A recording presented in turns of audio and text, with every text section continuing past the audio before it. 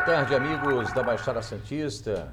Diário Cidadão está no ar. Essa parceria, né, do Protagonismo Cidadão, Diário do Litoral e também dos estúdios Tel Aviv TV. Eu recebo aqui nos estúdios hoje, né, o Hélio Alite, ele que é administrador, economista e também especialista em logística. Boa tarde, Hélio. Muito boa tarde, é uma honra estar contigo. A honra é toda nossa. E também o jornalista Sérgio França, cadeira cativa. Boa tarde a todos. É isso aí. E olha só, as eleições 2022 estão num clima quentíssimo. Você acredita nas urnas eletrônicas?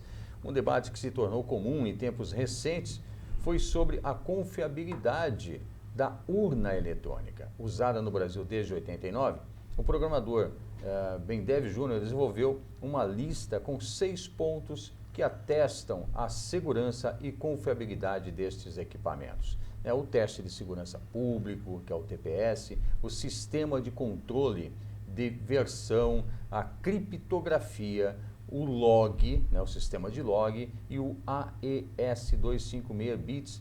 Aí eu já não entendi mais nada.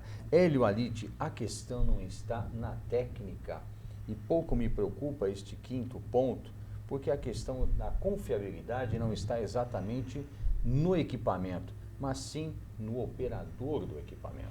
Exatamente. E pior, além de não ser o operador e a máquina o principal problema, eu não confio nos políticos, ou o povo não confia nos políticos, e existe um tipo de eleitor que chega lá, já predisposto a votar, motivado para votar em alguém.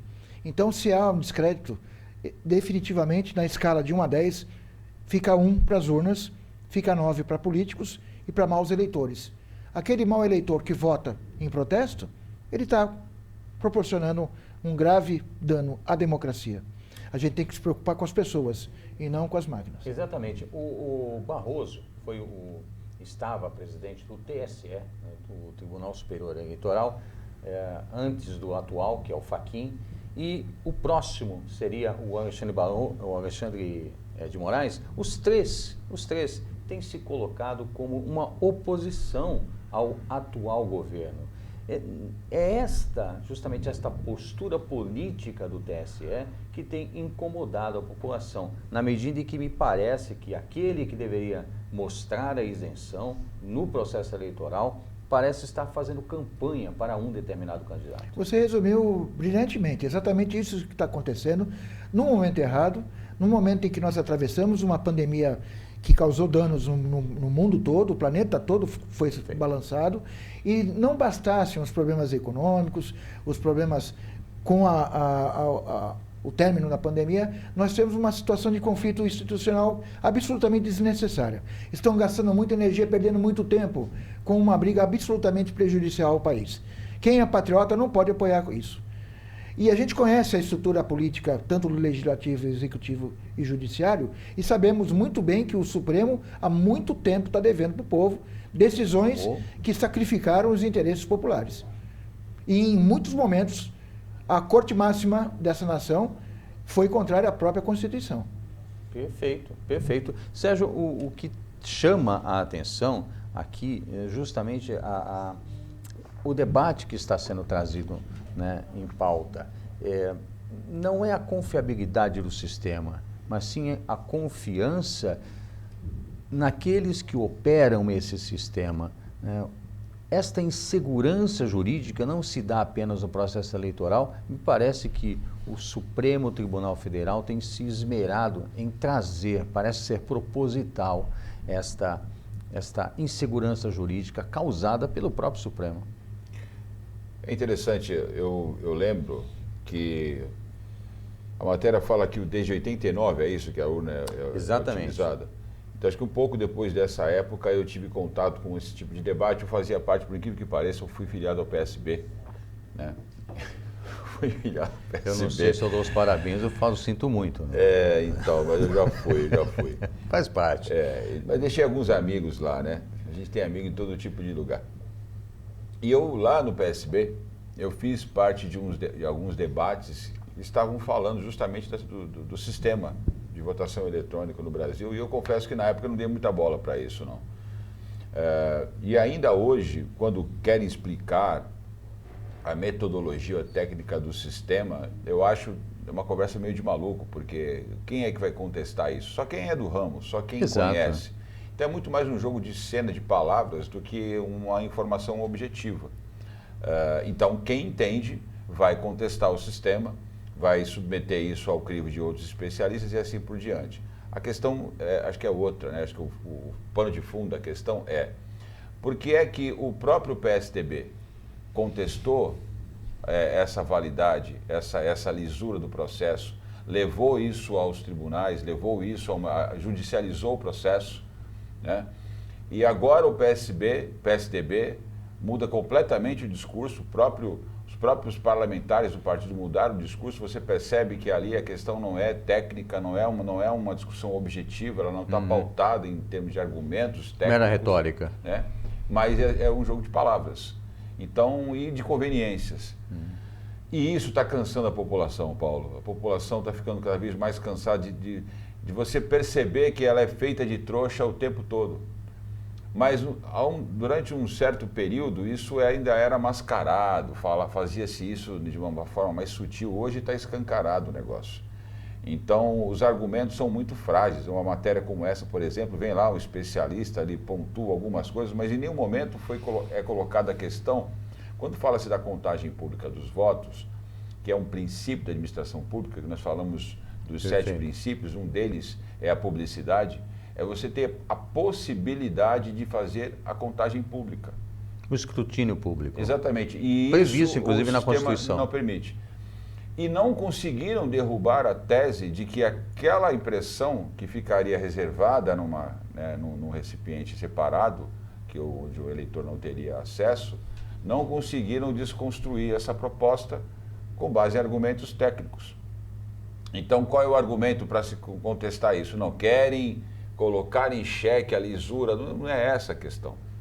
Nós estamos atacando a democracia, então é esse tipo de retórica, esse tipo de argumento que vai fazendo a gente ficar cansado, né? Cansado e percebendo que hoje não fazem mais a questão de disfarçar. E como os próprios ministros já falaram alguma vez, não, o povo não tem capacidade de pensar sozinho, né? Então eles já insinuaram isso algumas vezes, repetiram isso agora nos últimos dias, continuam falando. Então eu acho que é dispensável a gente pontuar o que está sendo falado nessa matéria pelo especialista, porque a gente não tem condição de contestar a palavra do especialista, mas a gente consegue argumentar que algumas questões centrais sobre esse tema estão sendo colocadas de lado. E uma delas é por que não se pode fazer a impressão do voto sem que o eleitor tenha acesso a ele, da mesma forma como a gente faz no cartão de crédito quando a gente compra alguma coisa. E o próprio TSE, inclusive, mente a respeito disso, me perdoe, mas é uma mentira afirmar que nós estamos, e essa semana o Fachin afirmou, que o voto impresso é um retrocesso no processo, na medida em que a gente está falando de voto nos moldes. Ele quer insinuar que o voto impresso seria nos mesmos moldes daquela eleição que eu gostava, viu? Particularmente, eu adorava aquela apuração de votos, todo mundo no estádio, ali as mesas, né? Mesas, os mapas, os fiscais dos partidos, aquilo sim é um escrutínio público. Perfeito, o problema continua estando no nome. Agora, eu vou fazer só um contraponto. Foi muito contestado o processo eleitoral dos Estados Unidos quando da não reeleição do Donald Trump, sim, que é um sistema completamente analógico. Está ainda sob júdice, inclusive. Então foi questionado o sistema norte-americano, que é completamente analógico comparativamente ao sistema brasileiro. Agora, precisamos definir qual é a metodologia e qual é a sistemática perfeita, sem qualquer problema de intercorrências externas que possa ser aplicado, porque hoje está em xeque a credibilidade tanto da eleição de Donald Trump como a futura reeleição ou eleição do presidente do Brasil. Perfeito, perfeito. Agora, mas aí tem uma coisa que eu acho importante a gente colocar aqui, Hélio, que acho que ela contextualiza um pouco do debate, né?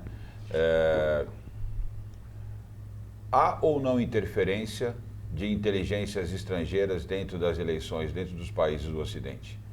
Porque no primeiro momento, quem falou sobre isso, sobre a interferência da Rússia na eleição norte-americana, parecia que era teoria conspiratória.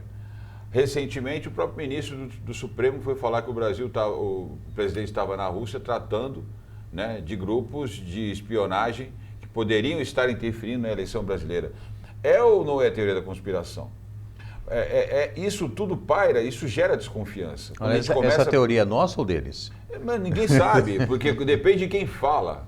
Depende de quem levanta essa lebre, é teoria conspiratória. Depende de quem falou, não, ela é válida.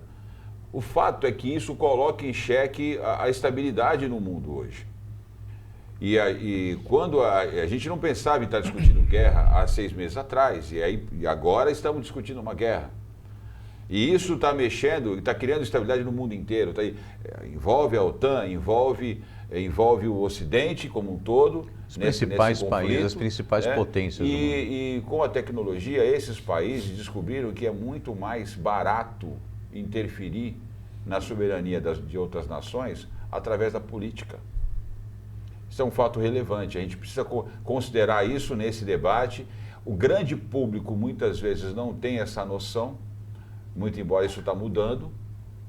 Com a comunicação globalizada, você está tendo, né, uma disseminação muito maior de informação, falsa e verdadeira, diga-se de passagem, né, informação distorcida, mas eu acho que é importante, né, a gente colocar isso dentro do contexto do debate.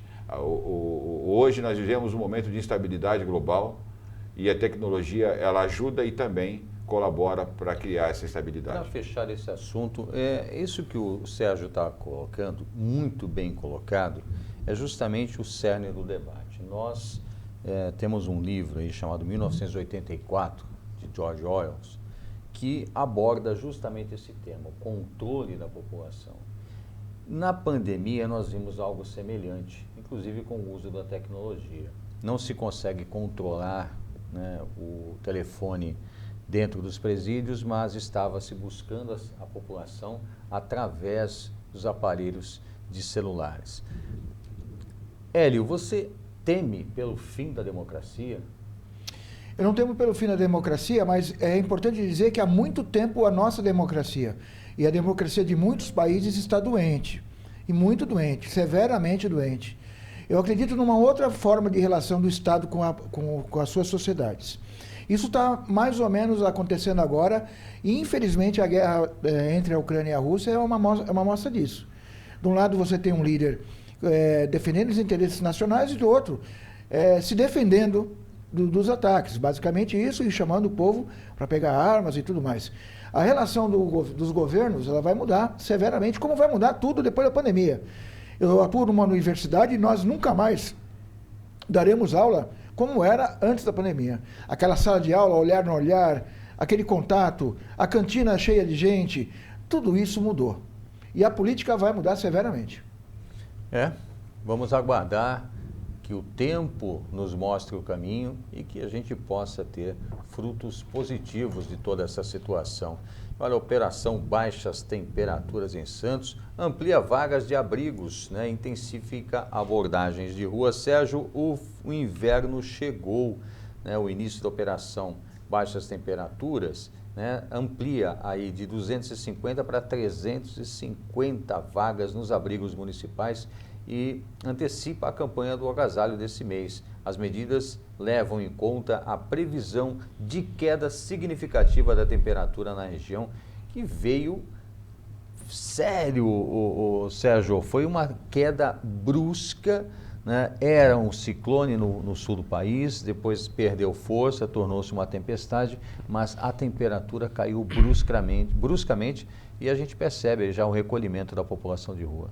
Mandaram imagens para mim da região de Ribeirão Preto, nas margens da Anhanguera. Aquilo era verdade, porque eu não tive tempo de checar se era fato mesmo. Mas eu olhei para esse Eu não chequei, eu recebi esse vídeo, como eu não chequei, nem trouxe para a gente ver. Que coisa incrível. Realmente foi uma surpresa, pelo menos para mim, né? Essa queda brusca de temperatura baixou muito esses dias e é um drama, é sempre um problema, né? Essa questão da população em situação de rua. E Santos, especialmente, que tem uma população grande, que ocupa as ruas da cidade, aí por N razões. Felizmente, a cidade tem uma certa infraestrutura para esse atendimento, mas ainda é um problema sério. Eu sempre defendo que a questão da população em situação de rua não seja um problema que fique apenas a critério do poder público, muito pelo contrário. Eu acho que a sociedade tem que começar a pensar em outras alternativas para lidar com essa problemática. Organizações do terceiro setor, organizações religiosas, as próprias empresas precisam começar a discutir dentro dos seus núcleos comunitários como essas questões podem ser enfrentadas de maneira permanente e sustentável. O poder público ele é importante, obviamente ele é importante, mas eu acho que é fundamental que nós, como cidadãos, possamos entender que essa é uma chaga da humanidade. E aí, quando você tira isso da exclusividade do poder público, né? Quando eu falo exclusividade, você começa a mudar esse paradigma e entender que isso não é uma questão de política pública pura e simples, mas uma responsabilidade social de todos nós, a gente permite que soluções mais criativas possam ser colocadas em prática. E o momento do frio é um dos momentos talvez mais dramáticos para quem está nessa situação. Perfeito. Hélio, o Sérgio toca num ponto muito importante aqui. Essa questão não é uma questão apenas do poder público. Quando a gente fala com o poder público, a gente sempre ouve a mesma conversa. É uma situação multifacetada, a gente tem que agir em várias frentes, só que a gente não vê, né, essa ação. Este momento, por exemplo, né, esta operação baixas temperaturas é algo pontual. A temperatura vai voltar a subir, as pessoas não vão precisar mais deste momento e a situação vai perdurar.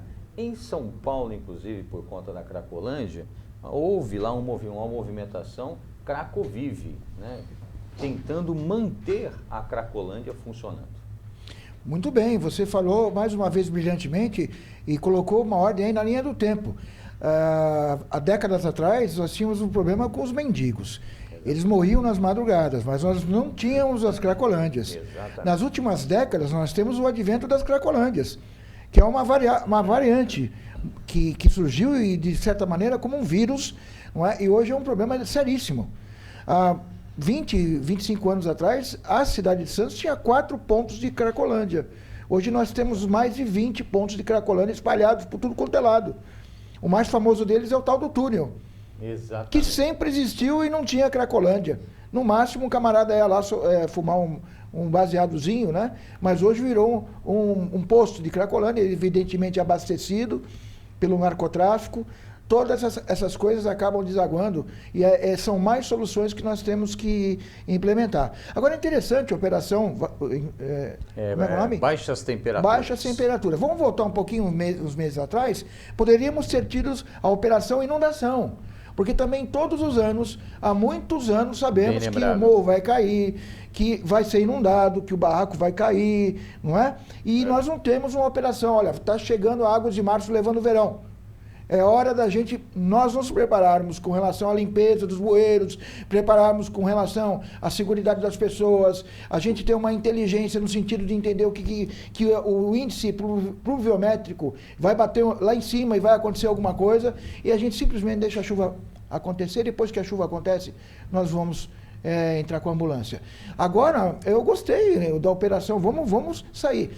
Eu tenho certeza que vai ser a população que vai dar suporte, porque nós somos um povo solidário e nós vamos saber que vai faltar cobertor. Nunca a operação inverno, nunca a doação de agasalhos vai ser tão bem-vinda, porque realmente é um fenômeno forte que está vindo por aí e é hora da gente prestar solidariedade. Perfeito. E olha, foi frio, viu? Foi frio, fazia tempo que eu não enfrentava um frio tão forte aqui na Baixada Santista.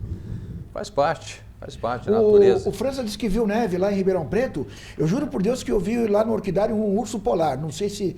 Já chegou o urso polar? O urso polar estava lá. E vários...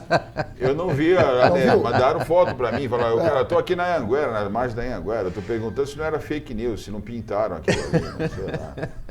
Eu vou ver se eu acho, eu tenho esse vídeo aqui, eu vou ver se eu acho e passo aqui para a produção. Se der, a gente passa aqui para vocês terem uma ideia. Não checamos a informação, não sabemos se ela é verídica. Bom, mas foi bom porque ele falou do urso polar, mas eu estou achando ele muito sério hoje. Ele está sério hoje? O Hélio ele brinca sério, mais? O Hélio sério não tem graça. Não tem graça? Agora que ele vai ficar sério, né? Porque o MP muda a tabela de preço do frete rodoviário de carga. Foi publicada hoje, aliás ontem, desculpem, dia 17, no Diário Oficial da União, né, a medida provisória né, 1117 de 2022, que altera a regra para a elaboração da tabela de preço do piso mínimo de frete rodoviário de carga.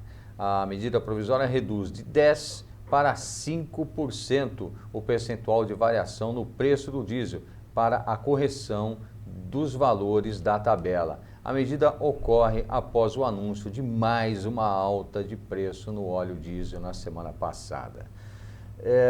Hélio, eu fico imaginando a cabeça de um cidadão que trabalha com logística neste momento, um momento de pandemia, um momento de guerra, falta container, o navio atravessou no canal de Suez, a China está segurando o chip, aí atrasa tudo. Atrasa tudo, aí vem a guerra, joga um aumento de combustível em cima disso.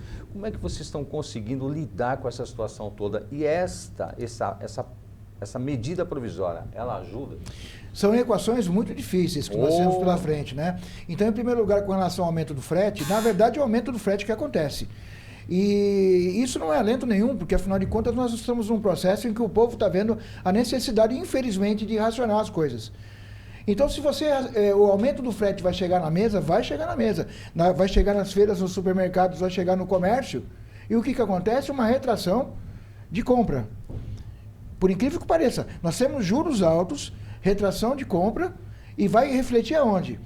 Na oferta de fretes. Vai deixar de ser contratado o caminhoneiro, porque está se vendendo menos. Exatamente. É simples assim que funciona. É difícil explicar, Paulo, França, é difícil explicar, e a pergunta que eu mais tenho que responder é o seguinte: professor, como pode 1 litro de óleo de soja estar custando R$12 e o litro da gasolina está custando 7? Se para fazer 1 litro de gasolina é um processo muito mais complexo e muito mais oneroso, tirar o petróleo lá de baixo, trazer ele para cima, botar na refinaria e sair os derivados, como é que pode o óleo de soja custar R$5 mais caro? E eu conheço o processo de fabricação do óleo de soja, eu sei como ele é muito mais simples comparativamente o processo da gasolina. Você perceba como é difícil você explicar o que está acontecendo conosco?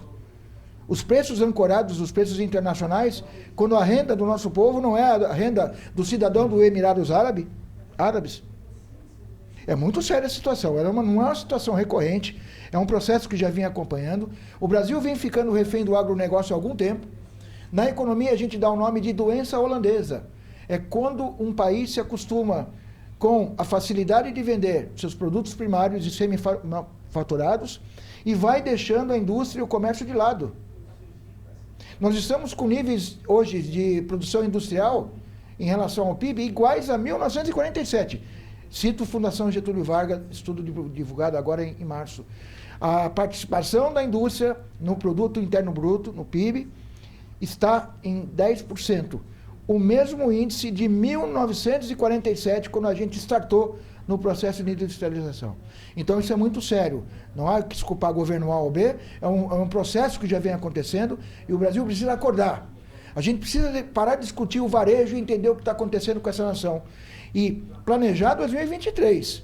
Nós temos de 2023 a 2026 uma longa estrada para consertar muita coisa que estragou. Sérgio, o Hélio pintou aqui um cenário absolutamente preocupante, um cenário que a gente já discutiu aqui outras vezes, inclusive, algumas vezes, e uma das coisas que me chama a atenção é justamente o protagonismo do cidadão nessa equação. Nós temos aqui ao nosso lado a maior jazida de grafeno do mundo, aqui no Vale do Ribeira. O atual presidente fala em uma possível construção ali do Vale do Grafeno, né, a exemplo do que é o Vale do Silício nos Estados Unidos. O grafeno é o futuro da nossa tecnologia.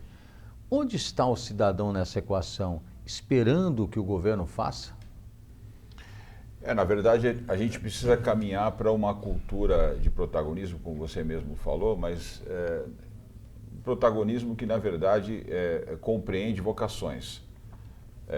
Eu sempre digo que quando a gente une vocações locais à própria iniciativa privada, a iniciativa das comunidades, enfim, que exploram vocações da melhor maneira possível, você tem o cenário perfeito para o desenvolvimento. E por isso que a gente defende tanto a chamada governança local. Nós temos até um painel, um programa nosso, programa semanal do Protagonismo Regional em Debate, que a gente tem um painel só sobre governança local. Governança local não é nada novo, isso já vem sendo discutido no mundo inteiro, mas é que resgata um pouquinho do que é esse processo de reconhecer a capacidade das comunidades de se autogerir, né?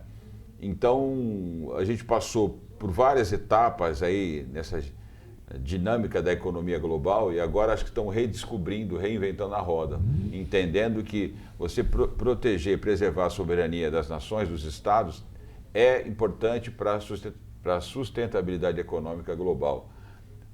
Todo mundo fala em preservação do meio ambiente, mas você não consegue ter preservação ambiental se você não tiver sustentabilidade da economia local. Então é essa a equação que precisa ser encontrada. E volto a falar, tecnologias que está ajudando a gente, porque a gente está em todos os lugares e ao mesmo tempo não estamos em lugar nenhum, né? Quando a gente está falando de internet, de cloud, essas coisas todas.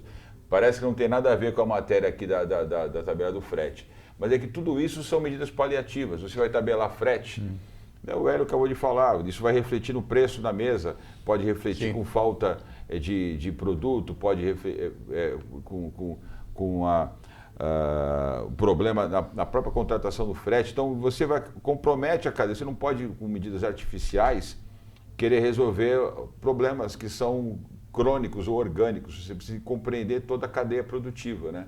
Então nós precisamos aí de maior desregulamentação, precisamos estimular a produção interna, precisamos melhorar o processo produtivo interno. Como é que faz isso? Eu acho que o primeiro passo é alterar o paradigma, né? A gente somos uma potência agrícola, é fato, devemos reconhecer isso, sim, precisamos saber explorar isso, mas é óbvio que nós precisamos melhorar o nosso processo produtivo. E acho, só fechando aqui o meu comentário, Hélio, que é uma meia-culpa que o próprio setor industrial tem que fazer. A gente fica muito mais preocupado em ir lá em Brasília, né, os industriais, vão atrás de subsídio, incentivos, etc. e tal, mas isso é negociado por setor. Isso tem que ser tratado para o nosso processo industrial como um todo, né? É o setor automobilístico, é o setor têxtil, é o setor da tecnologia, da inovação, é o setor calçadista, enfim. Alimentos, vão buscar uma maior desregulamentação, condições de empreender para todo o setor industrial. Mas a gente fica muito olhando para o umbigo, né? Eu acho que isso é nocivo. Hélio, para a gente encerrar esse assunto, o Brasil não é para amador mesmo. E o que a gente necessita nesse momento é uma reforma tributária. É isso que está faltando para o Brasil começar a olhar para o futuro. É difícil empreender no Brasil, o pátio industrial sucateado nas últimas décadas, em função justamente, né, de privilegiar o sindicalismo em detrimento da produção. E aí a gente tem uma China, né, nós não estamos só reféns do agronegócio, é o nosso carro-chefe porque nós permitimos isso. Mas ficamos reféns, precisamos de produtos industrializados, ficamos reféns da China. Ficamos. E olha, é difícil a substituição da China como parceiro comercial. Hoje ela é a primeira parceira comercial do Brasil, porque compra mais. De cada 100 bilhões de dólares da nossa corrente de comércio, 75% são compras da China. Na corrente de comércio, a China está comprando mais a gente, por incrível que pareça, do que nós estamos vendendo. De 100 bilhões de dólares, nós vendemos 25. Nós compramos produtos chineses na ordem de 25 bilhões. E a China compra o equivalente a 75 bilhões de produtos nacionais. Isso é importante. Mas são produtos industrializados ou são commodities? Especialmente commodities. E qual que é a da China? A China ela poderia ter plantações de soja? Sim, ela poderia ter. Mas não está na conta da tonelada da soja, na tonelada do café, na tonelada do açúcar, na tonelada do minério, o preço do desgaste o uso dos recursos naturais do Brasil. Isso não vai estar de graça. Isso é deixado fora da conta. Se a gente colocasse esse desgaste, essa perda de recursos, essa reposição de recursos, a gente não estava no mercado mundial. Então, para a China e para outros países, a coisa melhor do mundo é você comprar ali na esquina. Porque os caras têm um preço baratinho. Porque se eu tiver que plantar soja na China, Repito, eles podem plantar soja e até café. Se eles puderem plantar o que nós temos aqui na China, eles vão gastar água. Eles vão ter que gastar com fertilizante. Eles vão ter que gastar com espaço. A China tem 10 mil anos de história, de inteligência. Nós temos 500. É desproporcional essa luta. Olha, eu ouvi de um chinês certa vez, perguntarmos a ele o que ele achava da Revolução Francesa. E um grupo de chineses, isso foi no aeroporto de São Paulo, e eles nos responderam, é muito cedo para dizer. Tem uma mensagem aí do nosso apoiador, não tem, produção? Vamos ouvir a mensagem do nosso apoiador, não? Tá na agulha?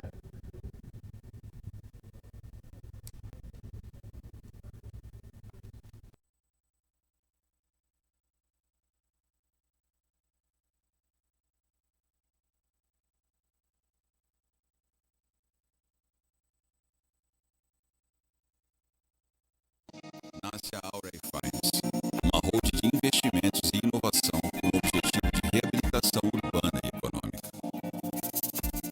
Com a fusão dos mercados imobiliário, financeiro e de inovação, a Aura Finance consegue a segurança e a valorização dos investimentos. A Áurea é um sonho que nasceu unindo duas experiências, inclusive ela é inédita na América Latina, que é misturar o mercado imobiliário, principalmente esses imóveis degradados, com potencial de reabilitação urbana e valorização, com as startups. Ou seja, a gente pega um patrimônio que tende a se valorizar e pega as startups que têm tendência de valorização exponencial, a gente mistura os dois riscos e retornos. Mas tudo isso começou num sonho, que foi contagiando os sócios, e que foi unindo pessoas tão experientes, tão fantásticas a essa causa, esse sonho. Porque ganhar dinheiro é legal, mas ganhar dinheiro impactando o mundo e modificando gerações, transformando o futuro, é muito mais legal. Aura Finance, financiando e inovando ideias transformadoras. Estamos de volta com o Diário Cidadão de hoje, né? E a Semana da Cultura Caiçara de Santos está abrindo hoje, quarta-feira, tem início hoje a Semana da Cultura Caiçara de Santos, na Pinacoteca Benedito Calixto, na Avenida Bartolomeu dos Montes, 15, do ladinho lá de casa. Passa lá, o café é por minha conta. O evento será realizado em modelo híbrido, presencial e online, como disse aqui o Hélio Alite, e terá toda a programação disponível no YouTube. A semana faz parte do calendário oficial da cidade e homenageia este ano o centenário do compositor conterrâneo Gilberto Mendes, que nasceu em 1922 e faleceu recentemente em 2016, idealizador do festival Música Nova. Eu sinto falta, Hélio Alite, dos grandes festivais aqui na nossa região. Tinha o festival do Colégio Objetivo, tinha outros festivais. Colégio Canadá, as fanfarras. As fanfarras, o Ateneu.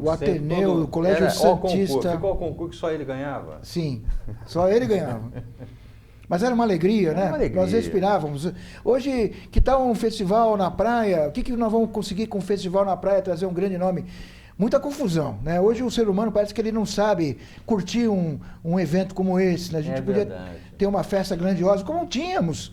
Não é? O próprio Inverno Quente lá no Emissário, antes disso na Praia do Gonzaga, vários shows que deixaram de existir por questões de segurança.